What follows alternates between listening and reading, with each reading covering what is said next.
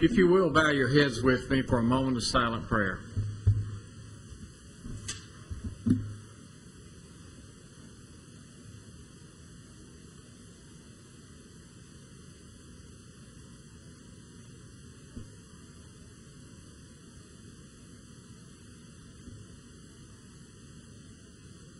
Amen. Please join me for the Pledge of Allegiance.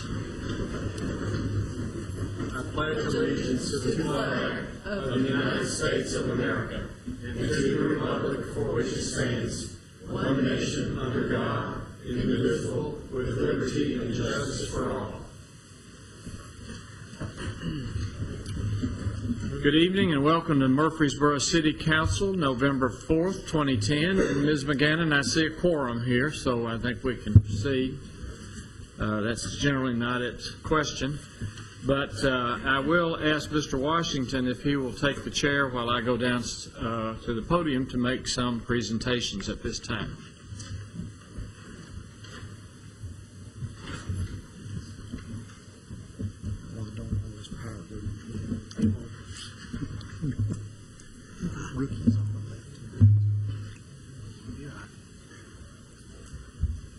Council members, it is my pleasure tonight to report to you that the annual meeting of the Tennessee Recreation and Parks Association was held here in Murfreesboro in September. And during their annual meeting, they received our Murfreesboro Parks and Recreation, and several of our organizations received really quite a few awards. And tonight I would like to make a presentation to you of those awards and help you and join me in celebrating with them and making this recognition for these very worthwhile individuals. I know all of us are very proud of the Parks and Recreation program that we have, and frankly it's the third largest expenditure of the city behind our police department and our fire department. So it's with great pleasure tonight that I recognize several individuals and our Murfreesboro Parks and Recreation program for these awards, which were presented during the annual Tennessee Recreation and Parks Association annual meeting.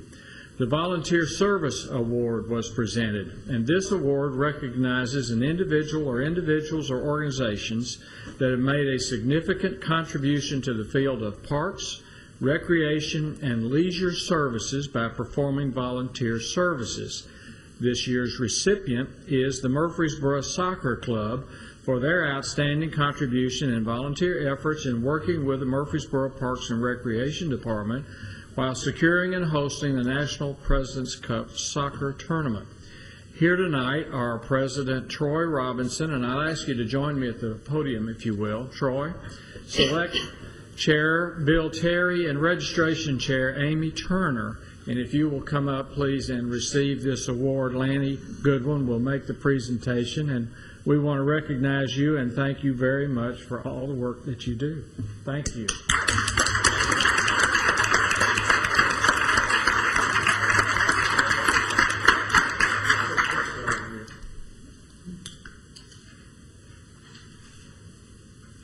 Great. Thank you. Now, I want to say that just this last week, 6,000, is that right? Over 6,000 persons attended a soccer tournament here in Murfreesboro with over more than 100 teams participating.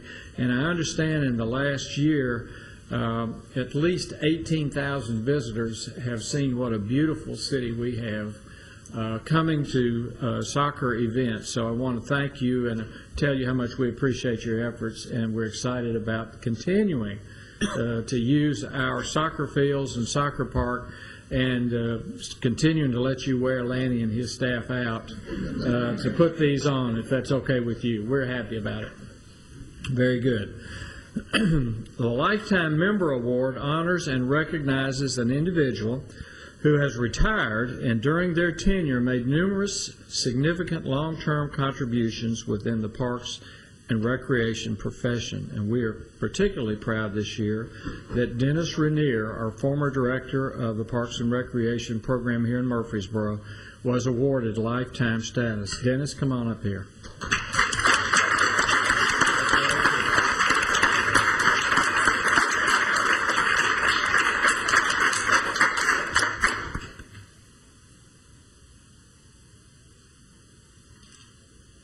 We are very pleased both with gray hair and black hair and back to gray hair. And we are certainly the better for all of the years that you provided to Parks and Recreation and now to our school board. So we're particularly pleased. Congratulations. The Special Events Arts and Marketing Award. The main focus of these awards is to recognize innovation and creativity in special events, arts, and marketing, and inspire others to develop similar programs in their areas. This year's recipient is the Murfreesboro Parks and Recreation Department, recognizing the program Sunday Series of Fun put together by Marlene Sewell. Marlene, would you come up and accept this award?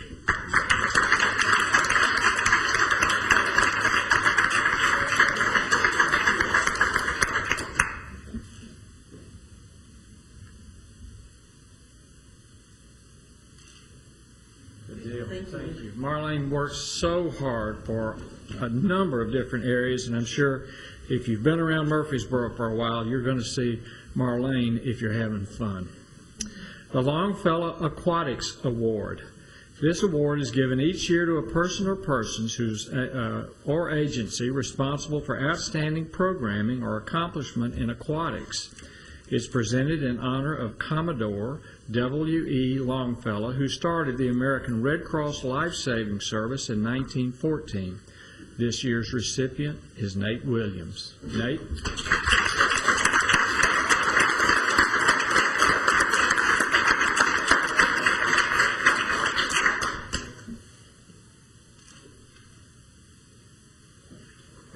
Thanks. Nate, don't get too far away. Let's see. All right. The 4-star award for Renovated facility. Imagine that. Category 1 population, 100,000 or over. The 4-star awards are the highest award given in the field of Parks and Recreation for excellence in programming, marketing, and new and renovated facilities. The 4-star Renovated Facility Award is presented to the department that has a renovated facility that is innovative and helps improve the quality of life for the residents. This year, the department received the award for renovations of, guess what? The Sportscom Outdoor Pool, our water park.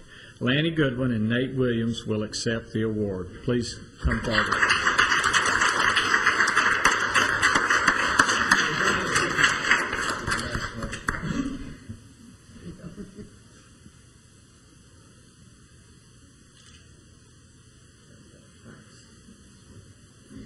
The Donald H. Stanton Award. It's presented to the community center determined to have the best overall statewide community center program. For the 5th year in a war, the Patterson Park Community Center was awarded the Donald H. Stanton Award for its outstanding program. Tom Sage is the director, and Trina Pullum is here to accept the award. Trina?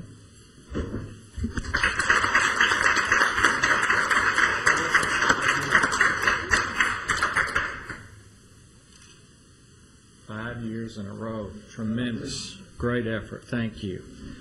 The Award of Excellence is presented to an individual agency or organization, public or private, that has demonstrated outstanding achievement in the field of resource management. The recipient this year is our Murfreesboro Parks and Recreation Department for the in-school field trips conducted by Deborah Pascal. Deborah?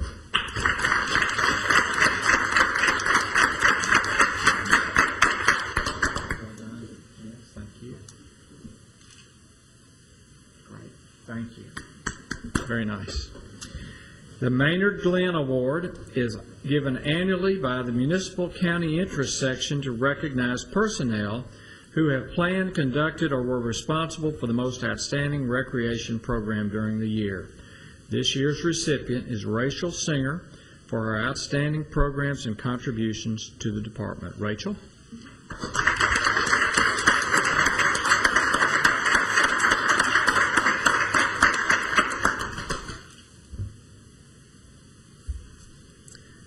The Robert H. Horsley Award is given annually by the Municipal County Interest Section to recognize community center personnel who have planned, conducted, or were responsible for the most outstanding recreation program during the year.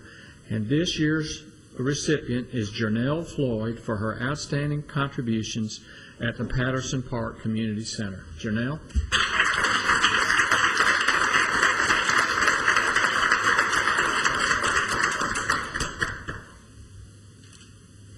Great.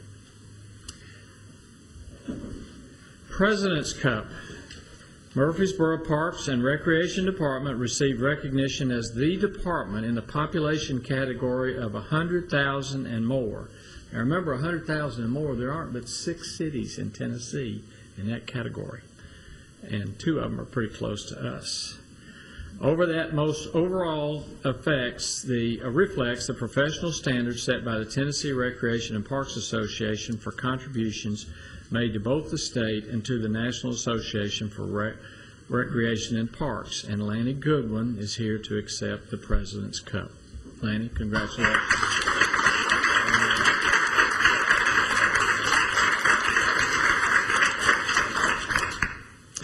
Benchmarking, Tier 3. I know this is going to sound like it's a lot of gobbledygook, but this is an important effort.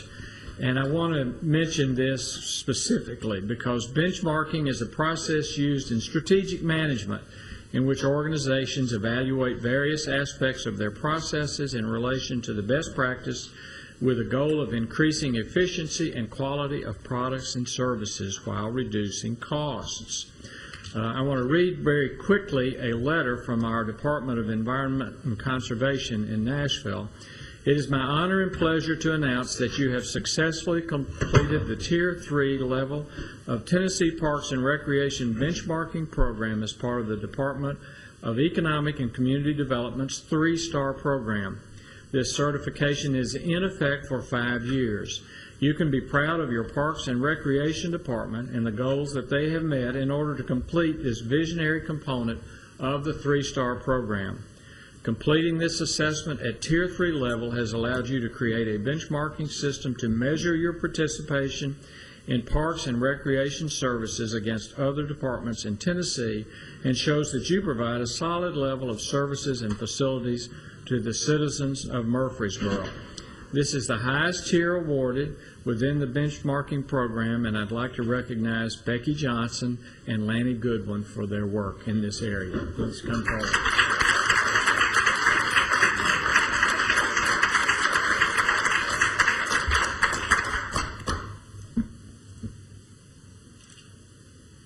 I know all of you will join me with please recognize. I'm going to ask all our recipients who are here to stand one more time and let us give you a round of applause. Congratulations.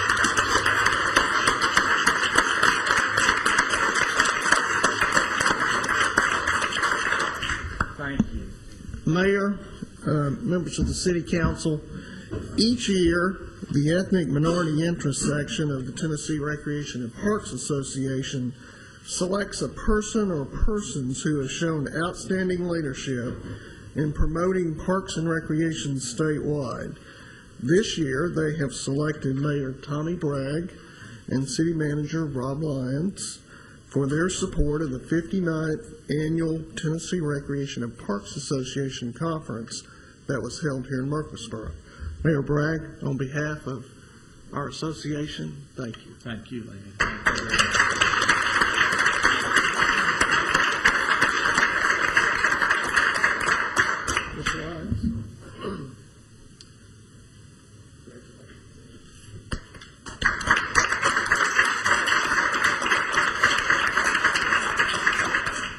And that's an exciting and fun group to be with, so I hope you'll invite them back every year, Lanny, and we're certainly going to charge you with that responsibility. Thanks again to all of you. We certainly do appreciate our Parks and Recreation program and the efforts that everyone puts together in making that happen. Thank you.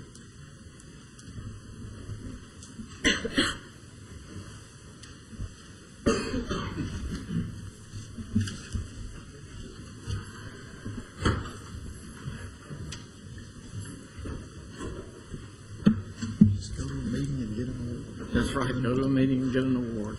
All right. Thank you. Thanks so much for being with us tonight.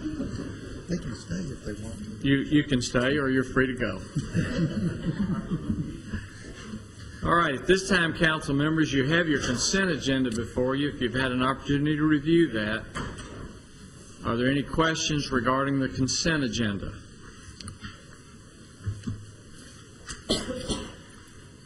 If not, are you ready for a motion? Move for approval, Mayor. Second. Motion and second. Please call the roll, Ms. Wright. Mr. McFarland? Aye. Mr. Washington? Mr. Young? Aye. Mayor Bragg? Aye. This time we'll consider for passage on second reading an ordinance to rezone .32 acres along February Street from residential multifamily 12 RM12 district to single-family residential 4 RS4 district. Kenneth Johnson Jr. is the applicant.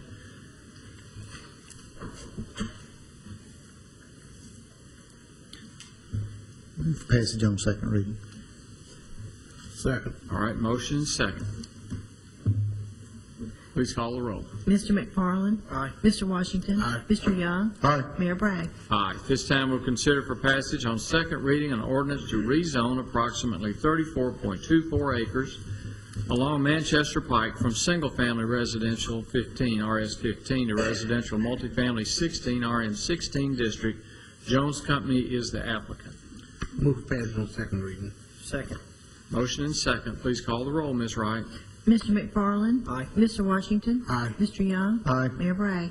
Aye. This time we'll consider for passage on first reading an ordinance amending the Murfreesboro City Code Alcoholic Beverages, Chapter 4, Section 4-6, location restrictions on retailers to add location separation distances for liquor store retailers.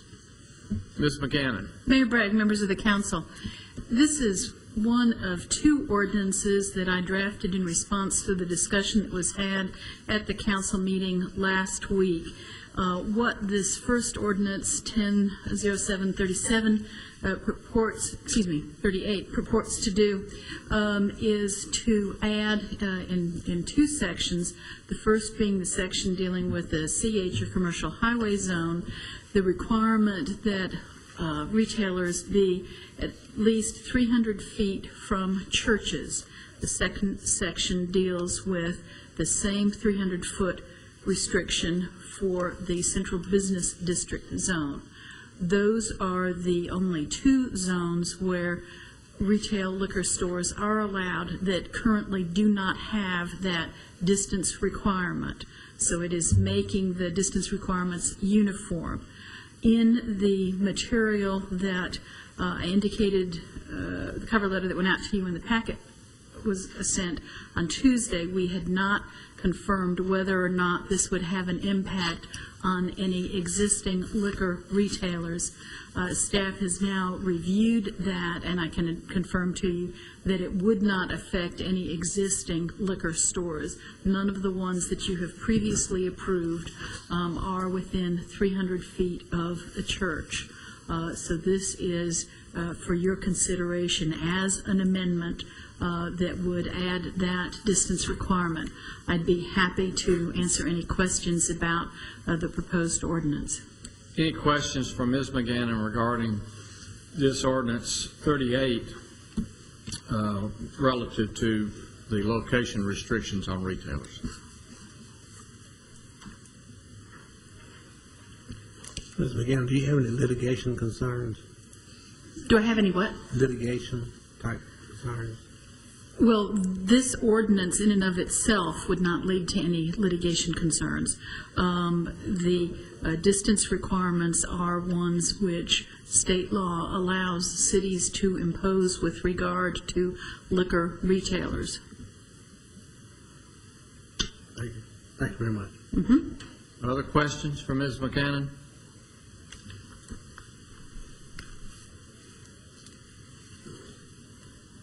All right, if there are no other questions, is there a motion that we amend the Murfreesboro City Code, Chapter 4, Alcoholic Beverages, Section 4.6?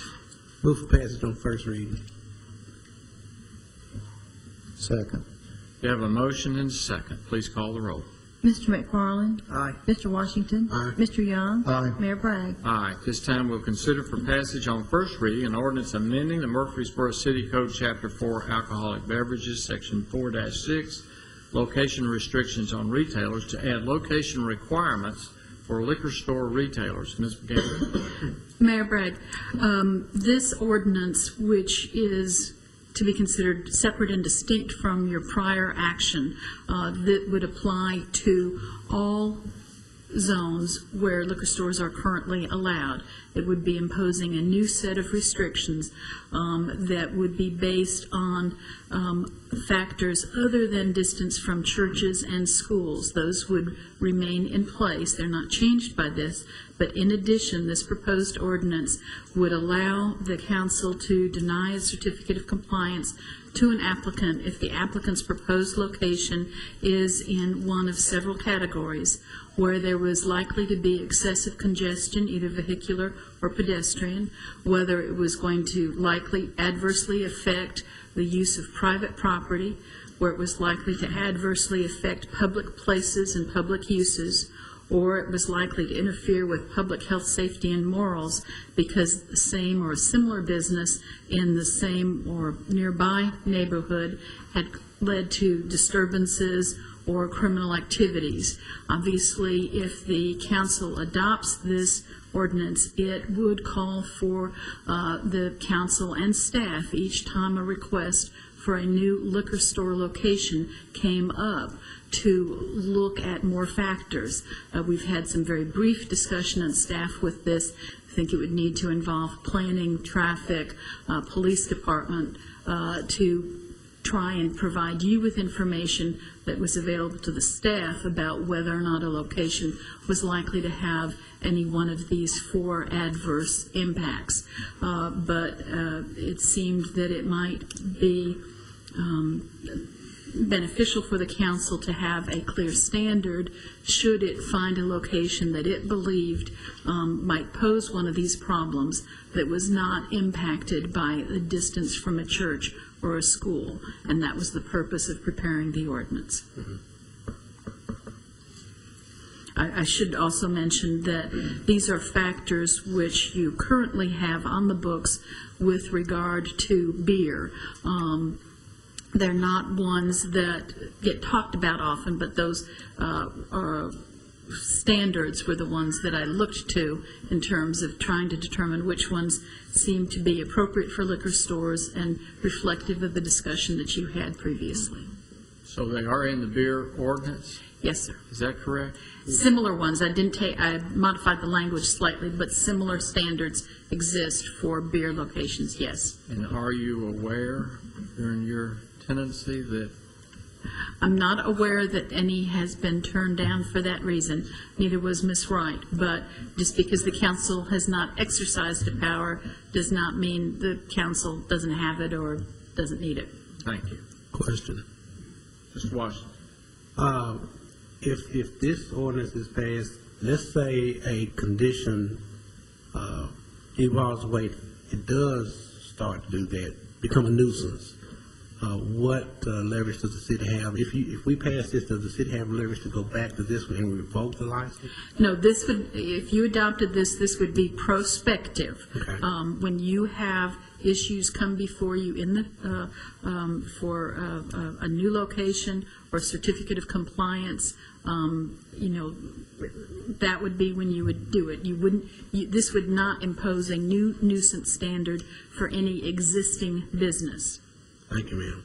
So when they come back for their certificate, it would not come into? No, if a business came back for a certificate of compliance because there had been a change, this would be a basis for denial. But if they are not in a situation where they're coming to you for a certificate of compliance, but a situation develops that they are, there is a nuisance, to use Mr. Washington's term, we would need to enforce that through some other means.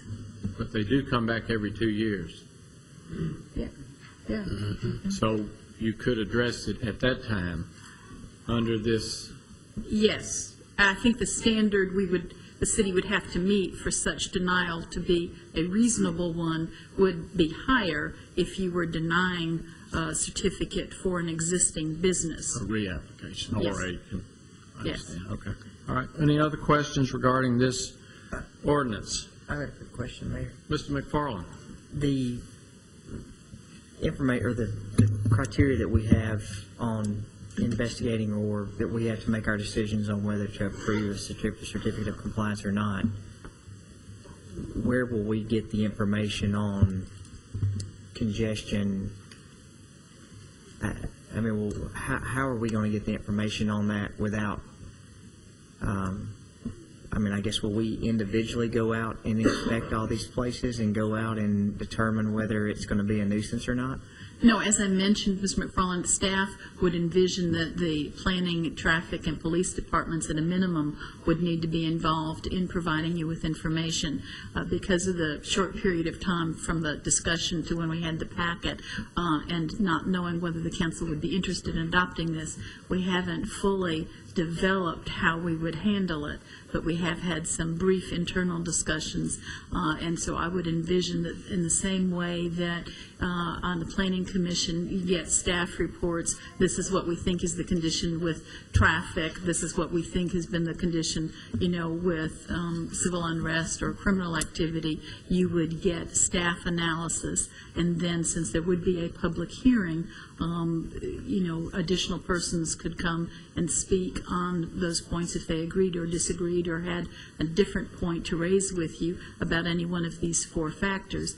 Obviously, as with any decision the council makes, you can bring your own knowledge and experience to it, but we would seek to provide some staff directed information to you to supplement the current forms that are used. And it's not that I disagree with what we're trying to do, but I have these different scenarios that come into play that I think about. So, say for instance that we have a restaurant that comes in and they serve. Wouldn't apply to restaurants. Right, but where I'm going with this is that if we have a restaurant and they serve liquor, do we do something similar to this with restaurants? No. Even though that's a subject that you may want staff to look at, but staff hasn't looked at it between last Thursday and now.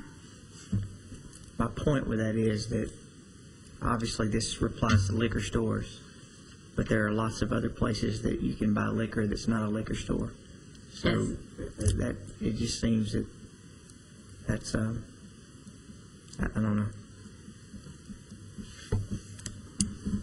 There are a lot of other places you can buy liquor that's not a liquor store. So I've heard. If you're aware of those, I suggest you report them to the district attorney. What I mean is a restaurant. You're taking that out of context. Okay, I don't want to do that. Forgive me. I would name restaurants, but I'm I withdraw previous. not going to advertise those restaurants. I withdraw my TV. previous message. I think All you right. understand my point, that I'm saying that there's a lot of factors that, not just on looking at a liquor store, that a restaurant that serves liquor, you could make the argument that there's a bar in a restaurant that conceivably is a liquor store because you can buy liquor by the drink there. You certainly could consider that there is some similarity of impact and that you didn't want to do one without the other. That's something that if you wish staff to look at and come back to you, we can. Based on some of the issues that were raised at the prior meeting, I would suggest that you still consider passing this on first reading and consider those other factors before second or third reading. And then this was, as I say, my effort to discern the council's concerns and using our existing ordinances as for some parameters. If there are other factors which any member of the council believes would be pertinent that they would like to have the ability to consider in determining whether a liquor store location is appropriate, I would certainly open for that, and I would appreciate hearing either tonight or separately. Mm-hmm. But the city does not regulate liquor by the drink licenses. Mm-hmm. Correct. In other words, we don't grant those. Mr. Young. Ms. McGannon, is traffic planning and the police review beer permits and liquor permits per se, or is it They haven't reviewed liquor permits. This would be something totally new. What we've got currently is the distance requirement from churches and schools. So this would be adding some new factors, so we don't have a staff model on how that information would be reported to you yet, because we didn't know if any one of these factors or others would be of concern, and there might need to be other departments involved. Yes, ma'am. You know, I certainly understand the intent, but I think that's vague, and I think it adds a level of supervision that we do not want to undertake. It's just my opinion, and I believe I would vote against this particular ordinance. Any other questions or comments regarding this ordinance 39? I was going to, Mayor, I don't disagree with the intent that we have, but the only thing that I look at is, and I may be looking at this from a different perspective, but I think we have enough red tape that we already have, and we're just going to add another layer of something. Now, I'm not opposed to voting for this on first reading, to work on it and maybe get some questions answered between, if we decide that we want to change some language between now and third reading, we can do that. Yes, Correct. it would be best if members of the council or other city staff members shared those concerns so we could get an amendment before second reading, but certainly we can do it before second or third. Mr. Washington. I see where Mayor Bragg's coming from also. I'm going to vote for this particular ordinance, but I still would like some further study looking into it. Plus, we have 2 absent council members. I would love to hear what they thought. With Councilman Dilate and Councilman Brash, I love for us all to know what we're getting into, and I'd like to hear what they have to say about this particular issue, and we'll move from there. And Ms. Scales, 3. So that's where I am. All right, I'm just, again, just because I believe it's arbitrary and unreasonable and puts an undue burden, not necessarily on the retailer, but on the staff, untrained perhaps, except in the instance of the police department or maybe in somebody else in observation, I'll vote no. Is there a motion that we vote yes? Move to pass on first reading. Second. All right, you have a motion and a second. Any other questions regarding this ordinance? Please call the roll. Mr. McFarland? Aye. Mr. Washington? Aye. Mr. Young? Aye. Mayor Bragg? No. All right, this time we'll receive a report from the city manager on Service Excellent Customer Service Training Program. Mr. Lyons.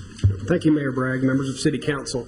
This evening, we wanted to take a few minutes to share with you some of the work that staff has done on a customer service training program that we've titled Service Excellence. You're going to hear shortly from Jim Crumley, Glen Godwin, and Pam Russell. Want to give you kind of the general overview and direction of the program that we've put together, get some feedback from you, any suggestions you might have. But we know as we develop the budget this year, what we heard from the council was that customer service was one of our priorities, and staff has worked hard for a long time. We just recognized many in our Parks and Recreation Department and the excellent job that they do.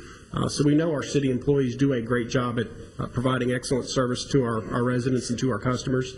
Certainly there's situations that you learn from and perhaps we could have handled differently. All the more reason why we want to put a customer service training program in front of our employees to continue to develop their skills in these areas and to help them handle situations that can be difficult. So what we wanted to do was spend a few minutes. I think at this point I will hand off to Mr. Crumley. I need to get someone more technical than myself to get the computer fired up to put us on the screen. So we'll be doing a technical excellence program along with the customer. You can't do anything without a slideshow. Okay. Make sure he signs up first for the technical aspect. As the city manager said, this program is a direct result of what we heard as input from council and the mayor during the beginning of last year's budget process. Of the 3 priorities that were generally said throughout our meetings with you all, improving our customer service was one of those. Not to say that we're not providing good customer service now. We started this program by Pam Russell and Glen and I visiting a number of our departments. And I got to tell you, we were very, very pleasantly surprised by what we found in those visits. We found departments that are already providing great levels of service, that have already developed programs unique to their particular areas.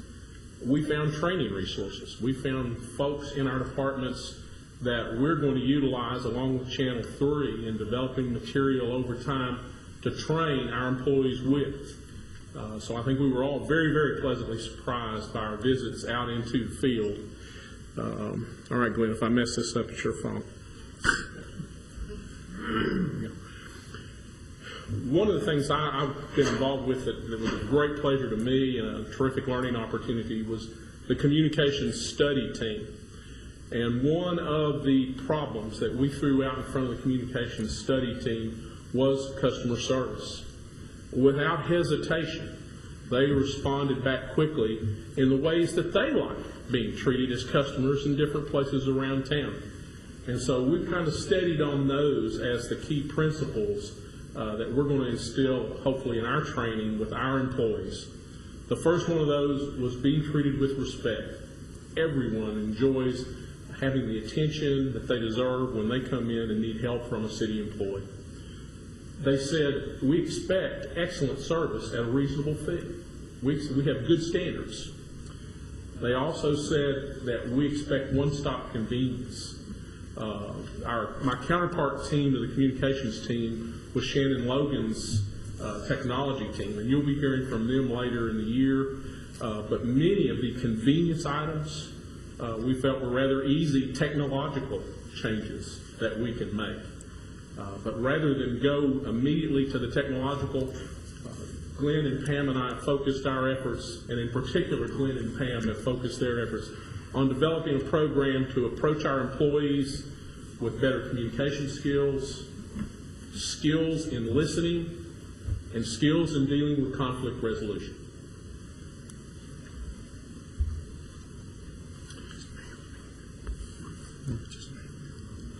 Glen's going to talk more about it when he does his part, but we've developed 4 core service principles built around what we heard our own employees say.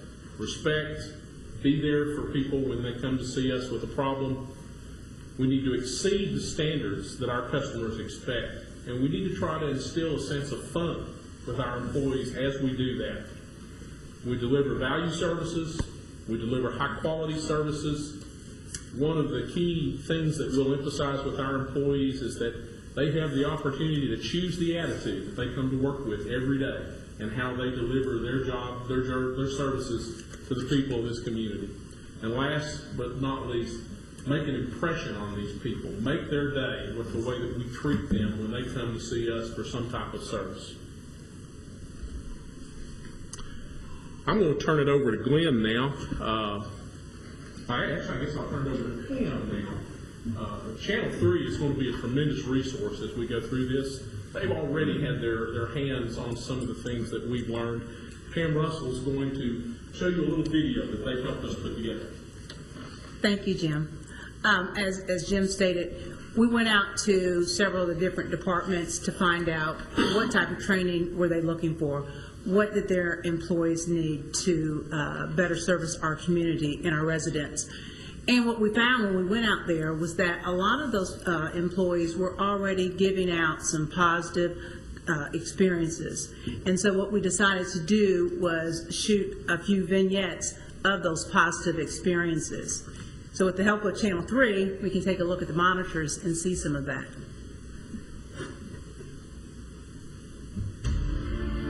The City of Murfreesboro believes great customer service is not just a one-time event. It's the way we do business. We continue to create a culture focused on how we serve our residents and customers.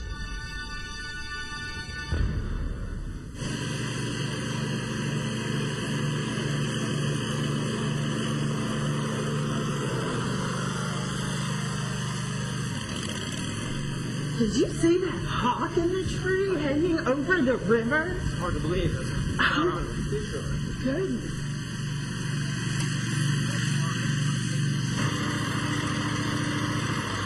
have my official. Yeah. How y'all doing? Hi.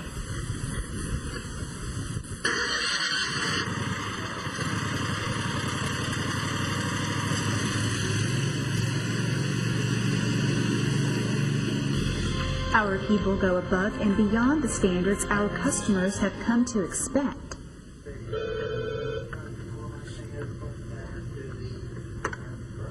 Good morning to Murfreesboro Airport. Hello, we're going to be coming in there in just a few minutes with a Cessna 310 for a little cargo operation. They're going to be bringing a van is going to meet us out there. Is there any way they could come out onto the ramp so we could do the load onto the aircraft?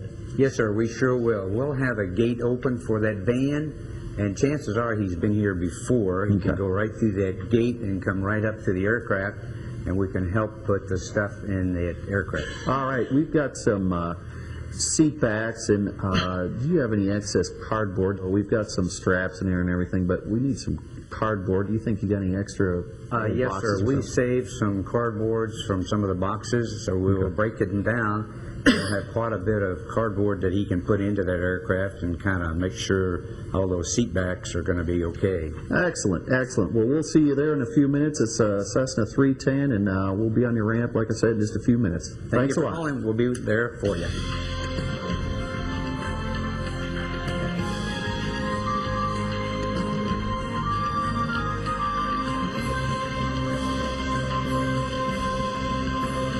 We offer them value and quality service.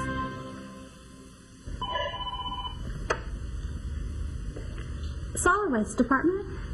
Yes, ma'am. I live at 323 Tide Drive, and I didn't get my garbage out today at the normal time, and I had to take my daughter to the hospital. Okay.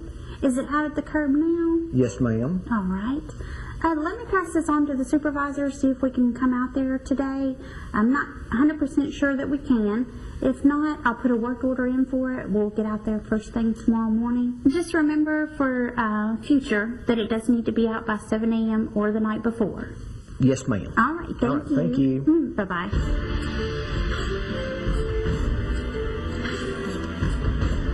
We offer convenience and a one-stop shopping experience.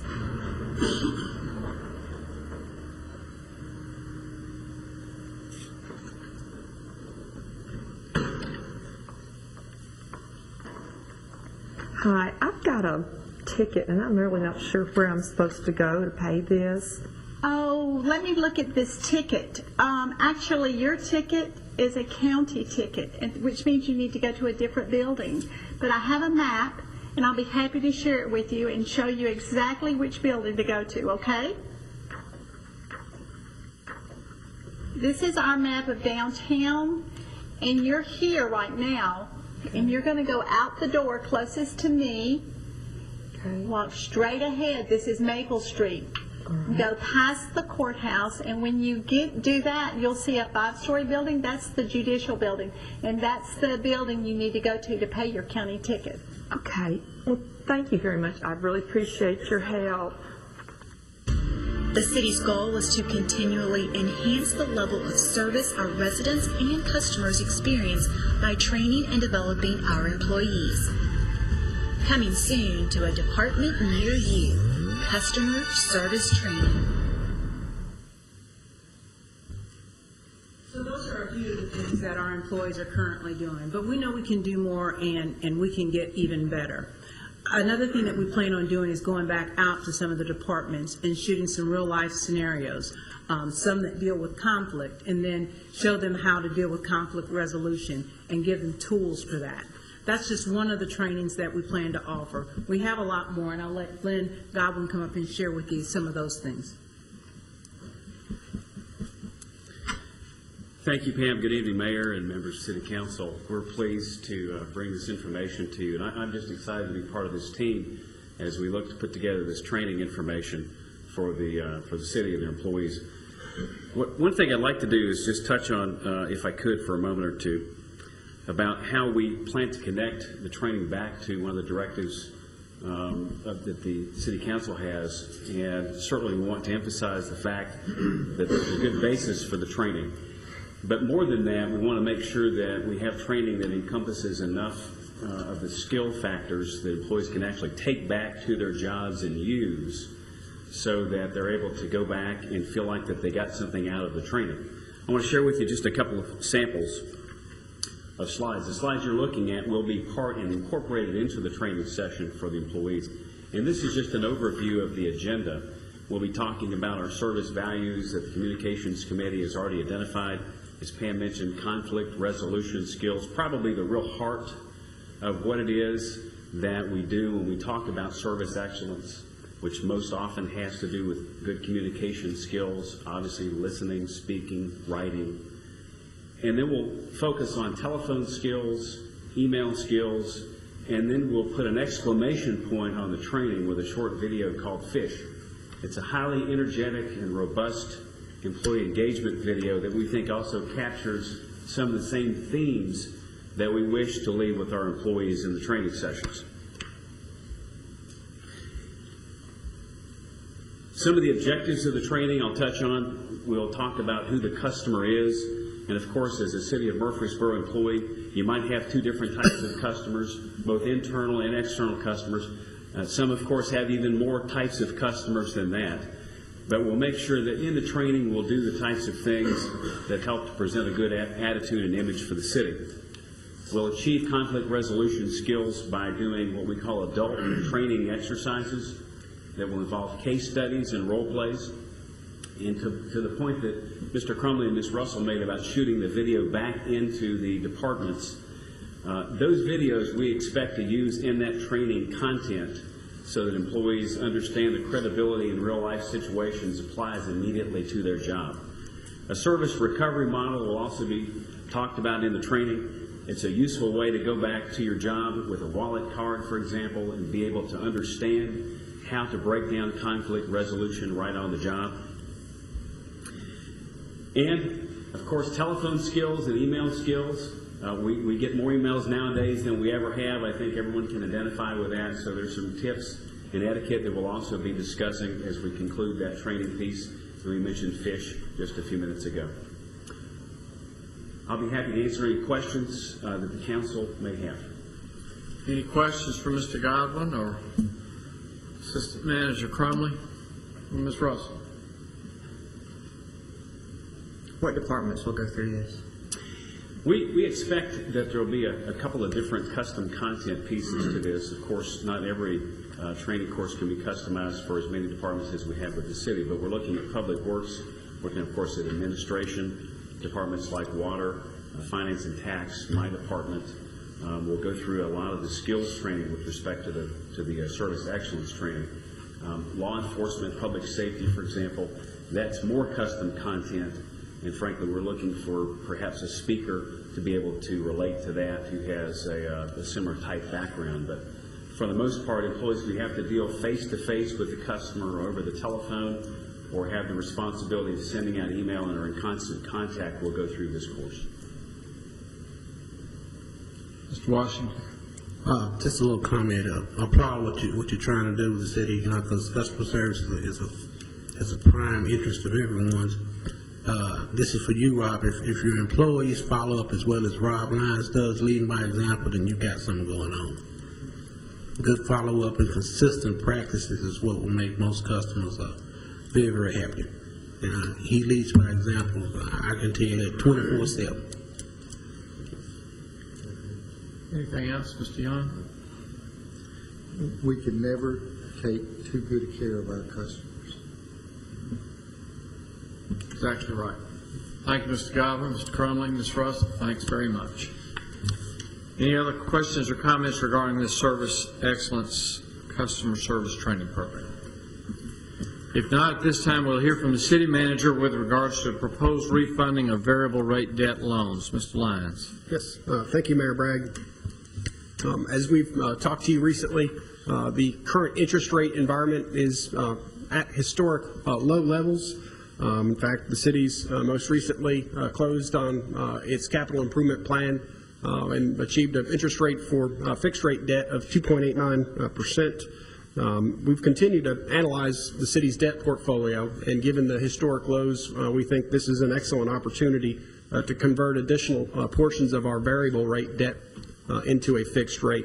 Be able to lock in that interest rate, which certainly gives us some additional certainty when it comes to budgeting, and will continue to save the city money on its interest rate. So in conjunction with the city's financial advisor, we've taken a look at our debt portfolio.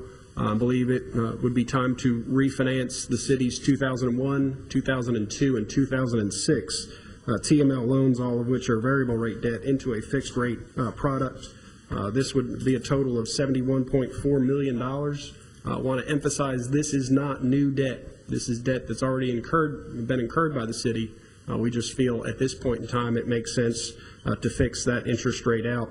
Market changes every day, so we can't give you a guarantee of what the interest rate will be. We're recommending a competitive sale, but given the current environment and the city's excellent credit rating, we believe we'll see an interest rate in the neighborhood of 2.5%. That's very close to what we're currently averaging with the bond fund now anyway. So in terms of the actual dollars out the door, it should be roughly the same, but we know it's not going to go up. It takes out that volatility.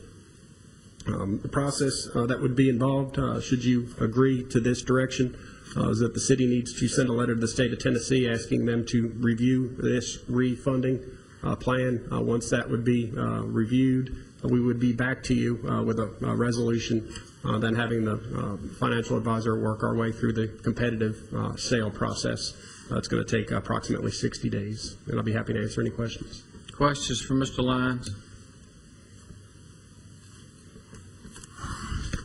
This would put the city's, if you approve this, this would put the city's debt portfolio in a position where we would be 75% fixed, 25% variable.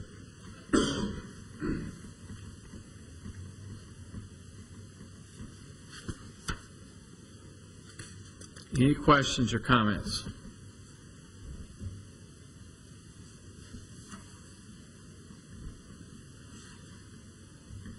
Mayor, I think this is just another example of what the council asked the staff to do last year at budget, is to review, make recommendations to keep us in a strong financial and competitive situation. Does this need a motion, Ms. McGann? A simple motion to approve the city manager requesting state approval would be in order. Move we approve the recommendation by city manager in regard to this refinancing of debt. All right, you have a motion. Is there a second? Second. All right, you have a motion and second. Are you ready to vote? Please call the roll. Mr. McFarland? Aye. Mr. Washington? Aye. Mr. Young? Aye. Mayor Bragg? Aye. This time we'll consider any beer permit applications. Mayor, we have one tonight that hasn't finished its final building codes inspections. I was told by codes that they do have those scheduled for Monday, and since next week there's a holiday on Thursday, I thought I would go ahead and send this. The background checks have come back, and so they meet our other requirements, and I would just like permission to issue this permit once they pass their final codes inspections. All right. It's a restaurant at 1602 West Northfield Boulevard. It's an ownership change. Thank you. Is there a motion to accept this or to approve this beer permit? So moved. Second. Motion second. Please call the roll.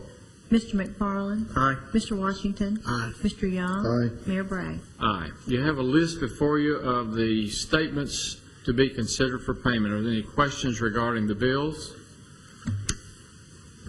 If not, is there a motion that we pay the bills? So moved. Second. Motion second to pay the bills. Please call the roll. Mr. McFarland? Aye. Mr. Washington? Aye. Mr. Young? Aye. Mayor Bragg? Aye. Regarding board and commission appointments, I would like to propose that the city's transportation director, Dana Richardson, represent the city on the city's Rutherford County Wayfinding Program Board. That's a 3-year appointment as designated in a intergovernmental agreement we have with Rutherford County Wayfinding Program. I make this recommendation, and Mr. Richardson as our representative to you. So moved. Second. Motion and second. Please call the roll. Mr. McFarland? Aye. Mr. Washington? Aye. Mr. Young? Aye. Mayor Bragg? Aye. Other business from the staff or council to come before the council at this time. Mr. Crumley? Council, you should find on your desk change order number 5 for the Chamber of Commerce and Visitor Center building. This change order is for $42,065. The vast majority of that being an expansion on the second floor of the space required for Middle Tennessee State's small business program. There are a couple of other small items, an addition on this change order. It's still in on budget at this point in time. The building is rapidly winding to a conclusion. We do expect one more change order after this. All right. Any questions from Mr. Crumley regarding this change order? What is the change order? I know it's for the... We're actually adding 2 additional offices on the second floor for the small business program. And they rent the space? These spaces will be leased by MTSU from the Chamber of Commerce. They're moving from another location. Currently, they're in First Bank. They're actually in 2 locations. I think portion of that program is in the Chamber building now. There's another part of that program that's at the bank building. So with the Chamber's new facility, this puts them all under one roof and has been contemplated from the very beginning. I hate to ask such detailed questions. How big are the offices? I think it's about 1,600 square feet total for the 2 offices and the hallways. We're not just talking like an office. We're talking... No, they already occupy about 60% of the second floor. The balance of the second floor was an unfinished shell. This is 2 additional offices in that unfinished shell. Is that in the form of a motion, Mr. McFarland? So moved. Second. Motion and second. Please call the roll. Mr. McFarland? Aye. Mr. Washington? Aye. Mr. Young? Aye. Mayor Bragg? Aye. Other business to come? Mr. Whitaker? Evening, Mayor, members of the council. The building code staff is proposing amendments to our sign ordinance dealing with plan development, BP and GD overlay zones, excuse me, development ID signs, sign permits, and fees. The staff had presented the changes to the Plan Commission at a public hearing last night. Those changes were approved unanimously and recommended to council. What we're asking for tonight is for the council to consider setting a public hearing for December the 2nd, and we would present this material to the council on November the 18th. And the reason we're asking for this before we present this material is we'd like to try to get these changes adopted before the first of the year. We have some end users that would like to take advantage of these sign changes. It's actually an increase in the signage in the plan development part of our signage. And we have some, like I said, end users that would like to take advantage of these changes if we could get them through before the first. We did hold a stakeholders meeting regarding this information, send out over 100 of these packages to the stakeholders and interested parties. We had 2 meetings, one at 10:30 and one at 5:30 on October the 13th. The people that we had to attend the meeting were happy with our changes and supported our changes and highly recommended them. But I'll be happy to answer any questions at this time. But again, we'd ask to set a public hearing for these changes. So, Mr. Whitaker, you're not going to make that presentation tonight? No, we had not planned on making the presentation tonight. We'd actually try to do that on the 18th if the council meets, and then we'd have a public hearing actually on the 2nd if that's okay with the council. Yes. Mayor, we had that presentation last night at Plan Commission, and they did an outstanding job explaining some maybe confusing issues, and they laid it out well, and I think it's really going to help the end user on this. So unless there's other questions, I'll move we accept the recommendation of Plan Commission. All right. Motion. Is there a second? I'll just make known that I will not be here that night. Second. Motion second. Second, the mayor's not going to be here that night, or second for the mayor? All the above. Okay. I'll be at the National League of Cities meeting. Please call the roll, Ms. Wright. Mr. McFarland. Aye. Mr. Washington. Aye. Mr. Young. Aye. Mayor Bragg. Aye. Thank you, Mr. Whitaker. Other business from the council or from city staff to come before the council at this time? If not, you're adjourned.